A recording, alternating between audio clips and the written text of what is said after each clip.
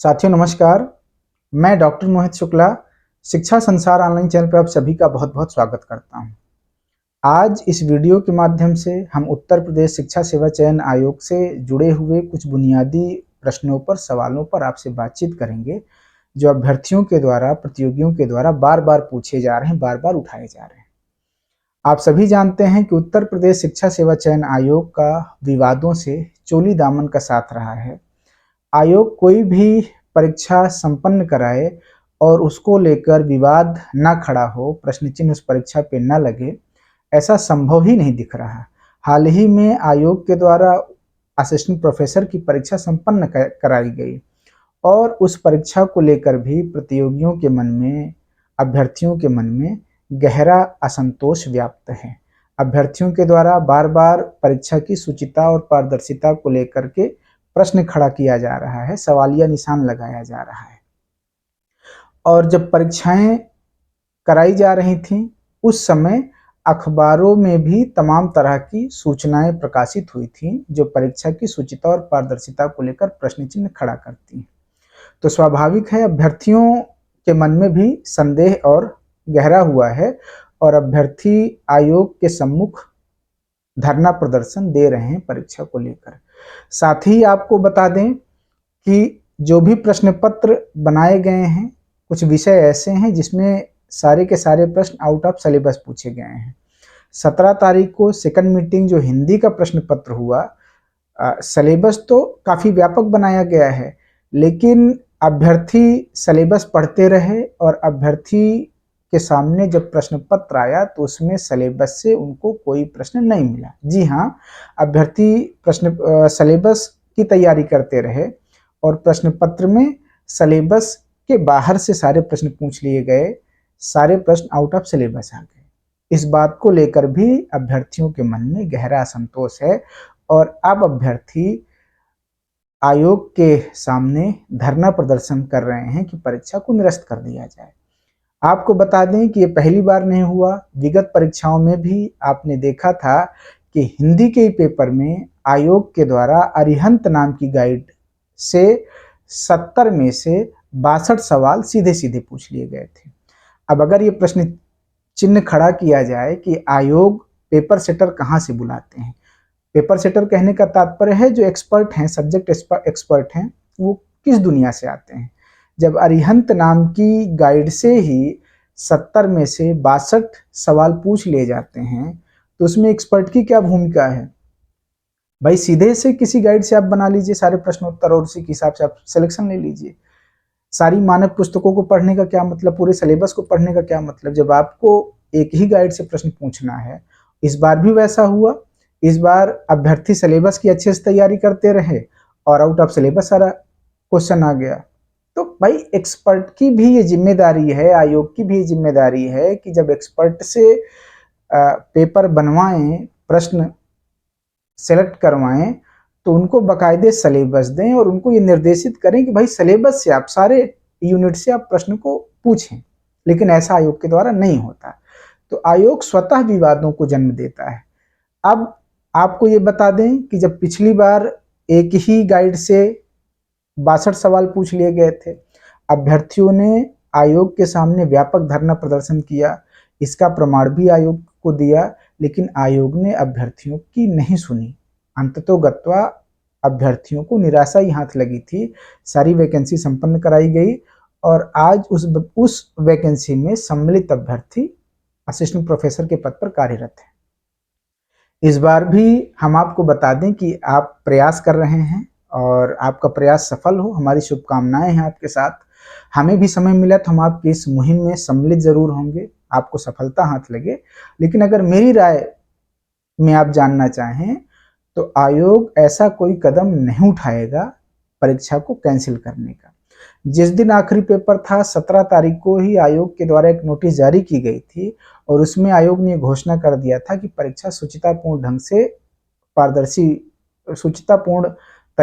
पारदर्शी ढंग से परीक्षा जो है संपन्न करा ली गई। ऐसी नोटिस आयोग के द्वारा जारी की गई थी। तो आयोग के द्वारा मेरे अनुमान में पेपर कैंसिल करने का निर्णय नहीं लिया जाएगा, क्योंकि उसमें आयोग पर और सरकार पे ही प्रश्न चिन्ह उठ जाता है। हालांकि आप लोग प्रयास करते रहें, ईश्वर करे आपका प्रयास सफल हो और हमारी शुभकामनाएं भी हैं आपके साथ। दूसरा सवाल यूपी टीजीटी पीजीटी वैकेंसी को लेकर है, एग्जाम को लेकर है। आपसे बता दें कि यूपी टीजीटी पीजीटी का एग्जाम ना हुआ, ये बीरबल की खिचड़ी सरीखे हो गई है जो पके ही नहीं रही। यूपी टीजीटी पीजीटी एग्जाम को लेकर बार बार डेट बदल रही है। पहली डेट जो आई थी वह फरवरी में परीक्षा कराने की घोषणाएं हुई थी। बाद में कुंभ का हवाला देते हुए परीक्षाएं मई और जून में निर्धारित की गई। जब मई को 10 दिन बचा और अभ्यर्थी इस उत्साह के साथ पढ़ रहे थे कि इस बार हमारा सिलेक्शन हो जाना है, तो 10 दिन पहले आयोग के द्वारा नोटिस जारी की जाती है और उस नोटिस में यह सूचना दी जाती है कि अब यह परीक्षाएं जुलाई में कराई जाएंगी। तो अब अभ्यर्थी आयोग के सामने एकत्रित होकर ये मांग कर रहे हैं कि जुलाई में परीक्षा न करा के प्रवक्ता के साथ ही टीजीटी की परीक्षा भी करा ली जाए। मतलब जो परीक्षा जून में होनी है प्रवक्ता की, उसके साथ यूपी टीजीटी की परीक्षा भी करा ली जाए, ऐसी मांग कर रहे हैं अभ्यर्थी आयोग के सामने जाकर के धरना प्रदर्शन कर रहे हैं। लेकिन आपको बता दें कि ऐसा कुछ संभव नहीं है। यूपी पीजीटी की परीक्षा जून में होगी और यूपी टीजीटी की परीक्षा जुलाई में ही होगी, जो अभी नोटिस जारी हुई है। कोई भी परीक्षा अगर नोटिस जारी होने के बाद बढ़ती तो आगे ही नहीं, आगे ही बढ़ती है परीक्षा, पीछे नहीं आती। तो अगर जुलाई की नोटिस जारी हुई है तो आप लोग निश्चिंत होकर के, आपके हाथ में 2 महीने हैं, आप बेहतरीन ढंग से तैयारी करते रहें। यूपी टीजीटी की परीक्षा आप निश्चिंत रहें, आश्वस्त रहें, जुलाई में ही होगी। किसी भी कीमत पर कितने धरना प्रदर्शन हो, कितना आंदोलन हो, वह परीक्षा जून में नहीं कराई जाएगी। जून में सिर्फ और सिर्फ प्रवक्ता की ही परीक्षा होगी। तो आप लोगों के हाथ में बेहद सीमित समय है, व्यर्थ में अपना समय जाया ना करें, मेहनत करें, जुनून के साथ, उत्साह के साथ पढ़ें। जब जुलाई में परीक्षा हो तो आपका इस बार सिलेक्शन हो जाए। अगला जो इस समय काफ़ी ज्वलंत मुद्दा है, अचानक से यूपी टीजीटी और पीजीटी की शैक्षिक योग्यताओं में परिवर्तन कर दिया गया।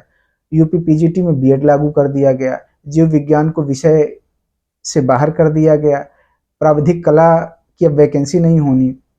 अभ्यर्थियों के मन में इसको भी लेकर असंतोष है और अभ्यर्थियों ने ज्ञापन सौंपा है इसको लेकर आयोग जा करके। तो आपको बता दें, अगर मेरी व्यक्तिगत राय आप माने तो मेरी भी राय है कि इस बार की वैकेंसी पुरानी नियमावली से करा लेनी चाहिए। जो नया विज्ञापन आना है उसको पुरानी नियमावली के अनुसार ही संपन्न करा लेना चाहिए। और क्योंकि ऐसे में काफ़ी अभ्यर्थियों का नुकसान हो जाता है। बहुत सारे अभ्यर्थी जो बीएड नहीं थे, इंतज़ार कर रहे थे कि हम प्रवक्ता दे लेंगे, वो सीधे सीधे बाहर हो गए। जीव विज्ञान के कैंडिडेट बाहर हो गए, प्राविधिक कला के कैंडिडेट बाहर हो गए। तो ऐसी सूचनाएं साल 2 साल पहले आयोग के द्वारा अभ्यर्थियों को दे दी जानी चाहिए।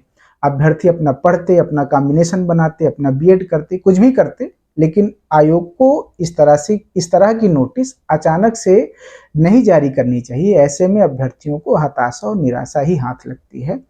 तो अभ्यर्थी इसको लेकर अपना ज्ञापन सौंप चुके हैं। आपको बता दें कि आयोग के द्वारा उस ज्ञापन को शासन को भेज दिया गया है।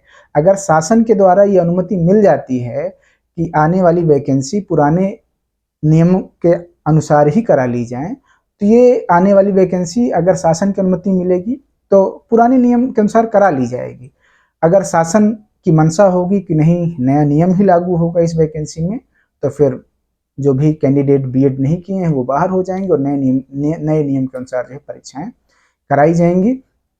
आज की वीडियो में ये कुछ महत्वपूर्ण बुनियादी सवाल थे जो हमने आपके सामने रखे। इस पर इस समय काफ़ी आयोग के सामने जो है धरना प्रदर्शन इत्यादि चल रहा है। आप लोग भी अपनी तैयारी करते रहें।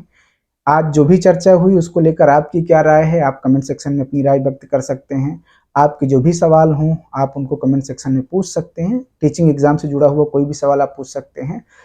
हमारी टीम और हमारे द्वारा उसका निराकरण किया जाएगा। आज की वीडियो में इतना ही। आप लोग चैनल को लाइक, शेयर और सब्सक्राइब करें, बने रहें हमारे साथ। धन्यवाद मित्रों, नमस्कार।